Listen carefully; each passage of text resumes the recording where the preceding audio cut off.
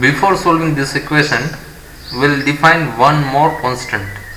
So these are our equation number A and equation number B. We'll have one more constant. Let's define that constant as a reflection coefficient. So reflection coefficient, that is given by capital gamma. Reflection coefficient on any point x, that will be ratio of voltage, that is reflected voltage, that is V minus E S2 plus gamma x in our case, divided by V plus E raised to V plus minus gamma x. This is before this. One more thing we have to do. Till this analysis, what we have done is we have taken the voltage source. This is our source end, and we are having a load at this end. Let us take the length of transmission line is L. This is the length of transmission line L. Now at this end, L is equal to L, and this will be L is equal to 0. So this is our source end, and this is our load end. So what will happen? Till now what we have seen is we have taken this as our positive x direction. So voltage traveling in positive x direction is, we have taken, that will be V plus and I plus. V plus is voltage and I plus is a current that will be traveling in this direction.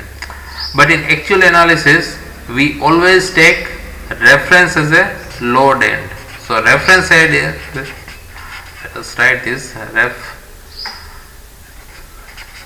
So this is our reference end. Load is always our reference end. So we'll define everything with respect to load end, or this is the reference end, so we'll define everything with respect to load end. So whatever we were doing till now, that is from left to right, that is our forward traveling wave is in this direction. So we have source to load, we were having a forward traveling wave, and from load to source we are having a backward wave or reflected wave. Now because this is our reference end, so we'll reverse everything. So whenever we are taking x plus, now since our reference plane is load end, we'll take our reference is along this direction. So whenever we'll have a x, we'll write that as a x minus x. So it will be change of a only reference. So we'll have a voltage and current equation. Earlier we'll have a this equation, voltage and current equation was this. Now this will change to, because of this reference, these equations will change to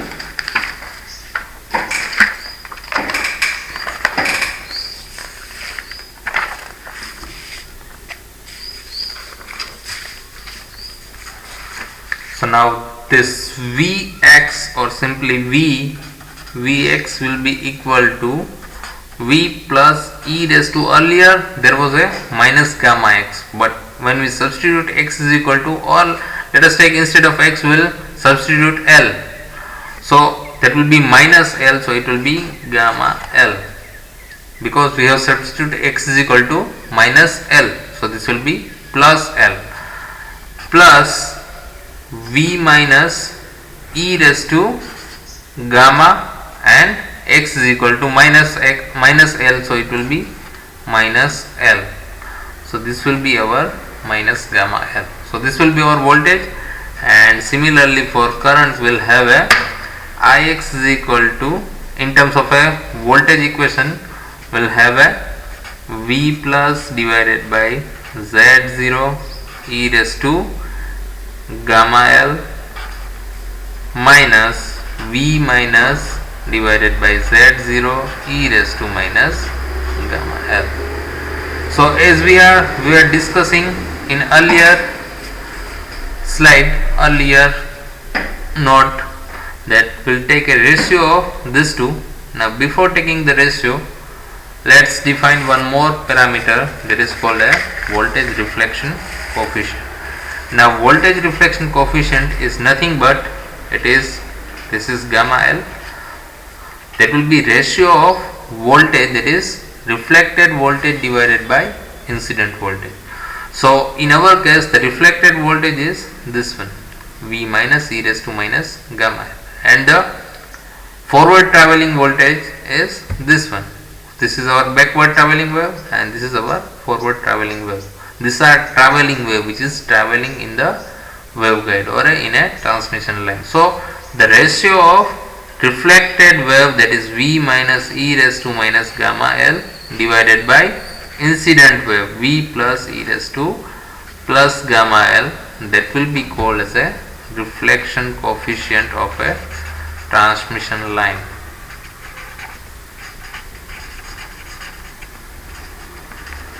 Reflection coefficient of a transmission line. Now let's say this.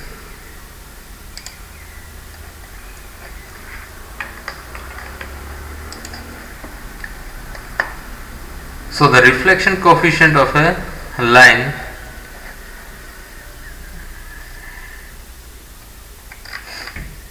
so first we have seen, we have derived the equation of voltage, that is VL is equal to V plus e raised to gamma L plus V minus e raised to minus gamma L, and IL is equal to V plus by Z0 e raised to gamma L minus V minus Z0 e raised to minus gamma L.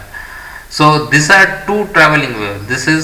This voltage is, this represent voltage in forward direction, this represent voltage in reverse direction. So what is happening is we are having two waves, one is going in a forward direction and second one is going in a reverse direction.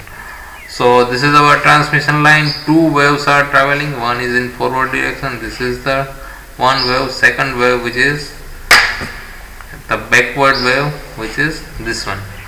The frequency and wavelength of this wave are equal because the source is only one source is there, so frequency of these two waves are equal.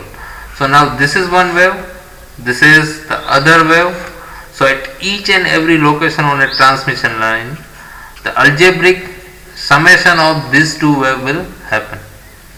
So what will happen is, instead of this two wave, now these are the traveling wave. This is traveling wave in a forward direction and this is the traveling wave in a backward direction. So what will happen, because of algebraic summation of these two waves, there will be a standing wave formation. At each and every location there will be change in, because of addition there will be some maxima and minima along a length of a transmission line. So there will be a formation of a sinusoidal kind of a wave which is fixed. So the term is called standing wave. These are traveling wave and this is standing wave. This pattern is called standing wave. So this wave formation will happen and this is called as a standing wave. Now we'll back to our analysis. We have defined the ratio of reflected voltage divided by incident voltage, that will be called as a reflection coefficient. Now we'll analyze these two equations, equation number A and equation number B, and we'll see what will happen. So from this equation, let us take this side common, V plus e raised to, or simply let us take this side common, V plus e raised to gamma L common. So our equation now will become Vx is equal to V plus e raised to gamma L is common, so this will be 1, and here we will have V minus e raised to minus gamma L divided by V plus e raised to gamma L. So what this will do, this will be equal to V plus e raised to gamma L 1 plus V minus divided by V plus e raised to minus 2 gamma L, because this will go in a numerator, so this will be e raised to minus 2 gamma L. So now we have defined this quantity. This quantity is nothing but our reflection coefficient at any point on a line. So we'll rewrite this equation as a V plus e raised to gamma L 1 plus reflection coefficient at any point on a line. Similarly, if you do for current, this will be IL, VL and IL. So for current also same equation, similar equation will be there, but now we'll have a, instead of, this will be V plus by Z0 e raised to gamma L and 1 minus reflection coefficient. This will be for the current and this will be for the voltage. So we got equation in terms of a reflection coefficient. This is our, let us take C, and this is equation D. So we got two equation that is in form of a reflection coefficient of a, in a reflection coefficient of a transmission line. Two equations are there, voltage and current equation in terms of a reflection coefficient. We still will further solve this equation and will have a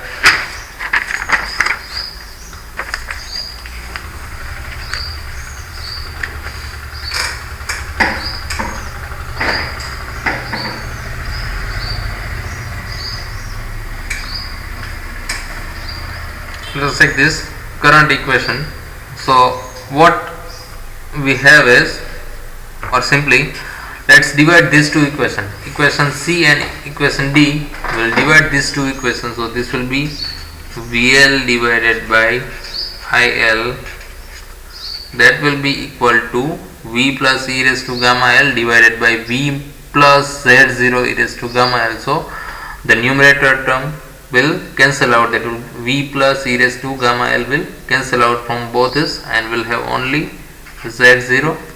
Then we'll have 1 plus gamma L, capital gamma L, and 1 minus capital gamma, capital deflection coefficient from this. This we have obtained by C divided by D. Equation C divided by equation D will obtain this.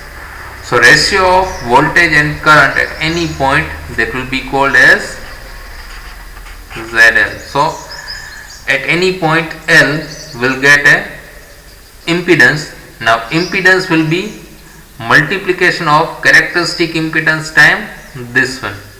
Now what does this mean? So if we'll solve or we'll reverse this, and if you want to find the reflection coefficient in terms of a impedance, we'll simply do reverse of this. So we'll get ZL minus Z0 divided by ZL plus Z0.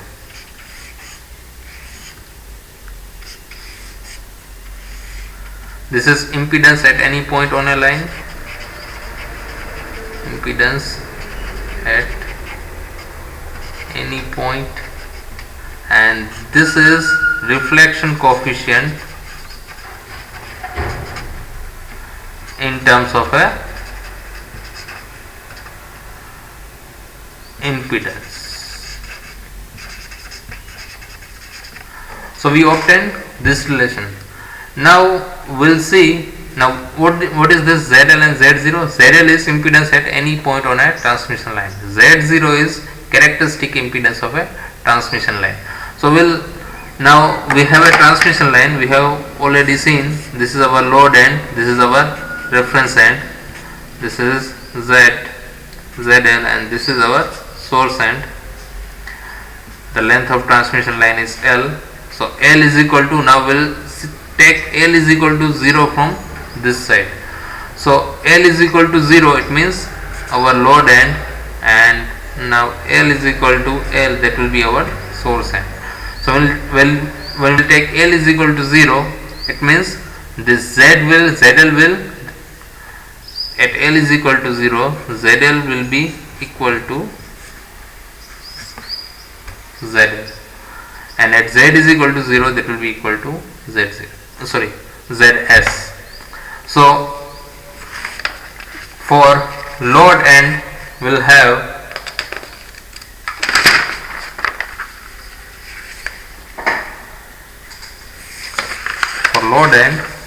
reflection coefficient, that is gamma L for load end, reflection coefficient at load, that will be equal to ZL minus Z0 divided by ZL plus Z0. Now we will have a three condition, that is ZL will be equal to Z0 and ZL will not be equal to Z0, and this will have two conditions, ZL will either will be equal to 0 or ZL will either will be equal to infinity.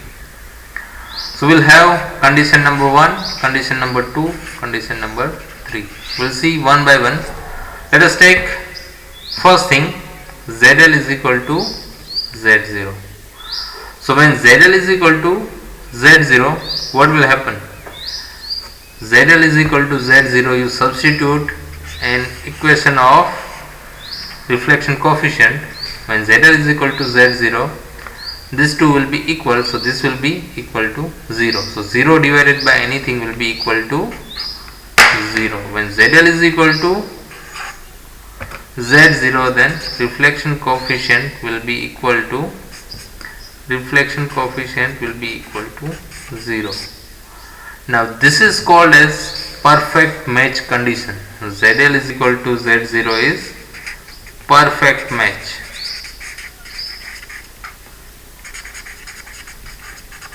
Now what is this perfect match? We know the maximum power transfer theorem. What does it say? Maximum power transfer theorem.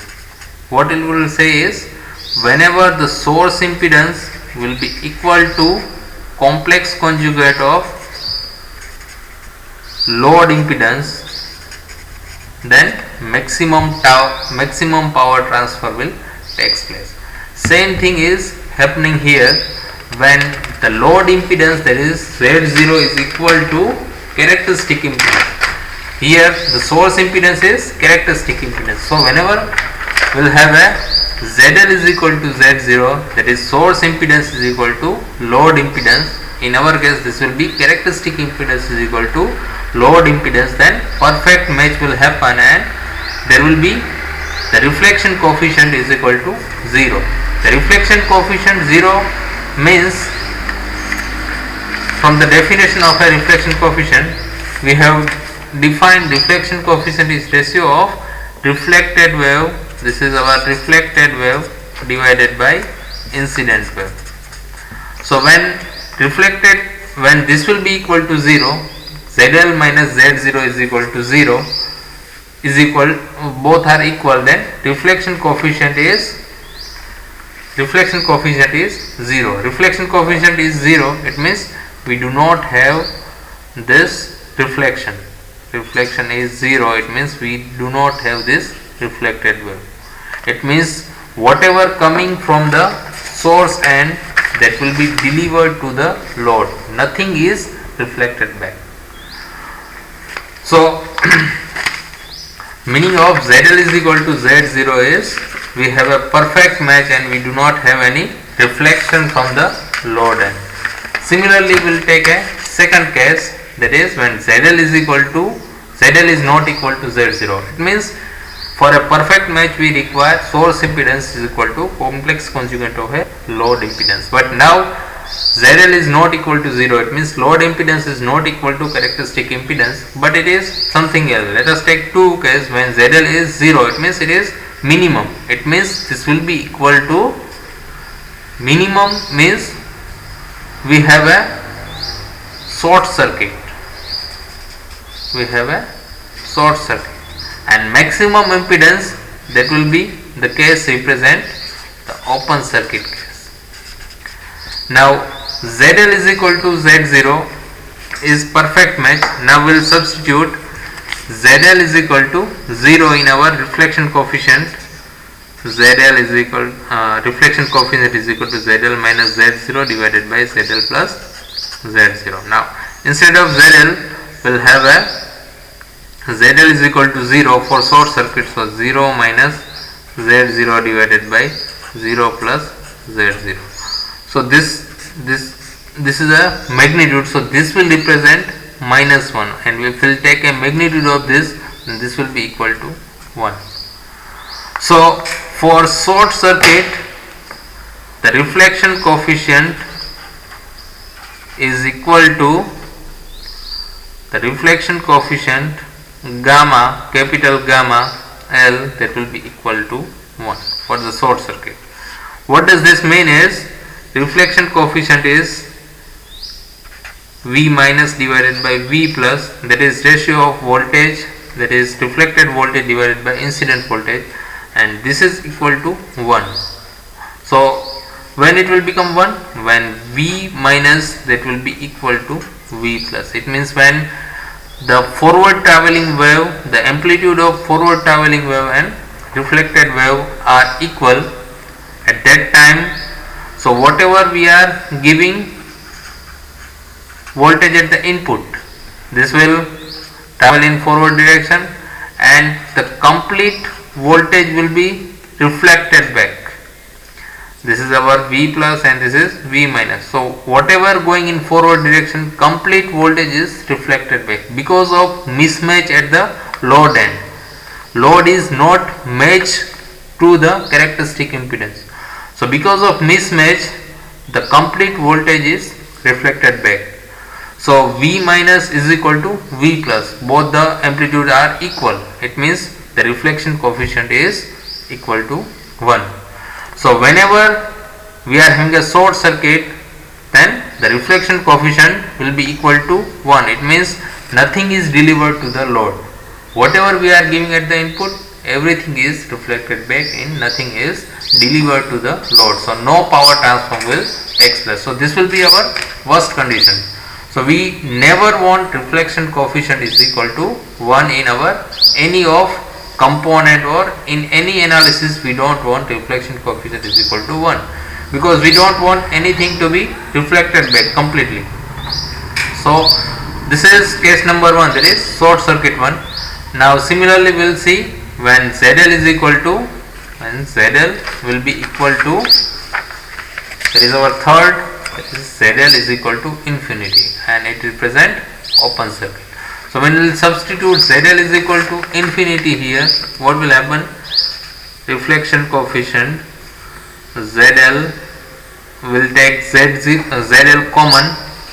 So ZL common, so this will be 1 minus Z0 by ZL divided by, once again ZL common, this will be 1 plus Z0 by ZL. Now this can be, now this ZL will cancel out, so this will be 1 minus Z0. Now we will substitute value for ZL, that is infinity, and this will be 1 plus Z0 by infinity. Anything divided by infinity will be equal to 0. So this will be 1 minus 0 divided by 1 plus 0, that will be equal to 1. So reflection coefficient is equal to 1 when there is a open circuit.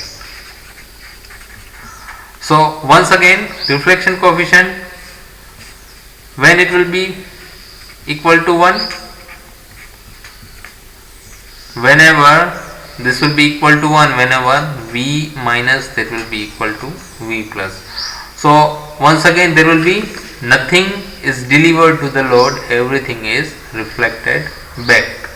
So these two conditions are worst condition, that is short circuit and open circuit. When ZL is equal to 0 or ZL is equal to infinity, the reflection coefficient will be equal to 1 and nothing is delivered to the load. While ZL is equal to 0 is our ideal condition where everything is delivered to load.